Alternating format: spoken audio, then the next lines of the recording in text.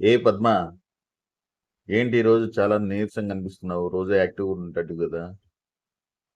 ఏమో ఈరోజు కొద్దిగా నీరసంగా ఉంది.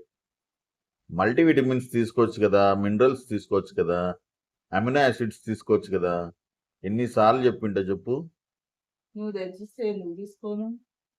నేను తెచ్చినవన్నీ ఎందులో దొరుకుతాయో తెలుసుకొని నువ్వే తినాలి. అప్పుడే అన్ని రకాలుగా యాక్టివ్ ఉంటావు.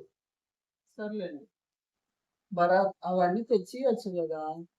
నేను తెచ్చి ఇవ్వనుగా, నువ్వే ఎందులో ఎక్కడ దొరుకుతాయి కనుక్కొని తెచ్చుకో.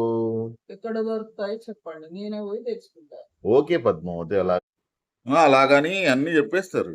ఫ్రూట్స్ లో, ఆకుకూరలో, కూరగాయల్లో మరియు నట్స్ లోను, ఇంకా మన నవధాన్యాల్లో దొరుకుతాయి అమినో యాసిడ్స్, మినరల్స్, తర్వాత మల్టీవిటమిన్స్, ఇలాంటివన్నీ ఒమేగా 3 ఫ్యాటీ యాసిడ్స్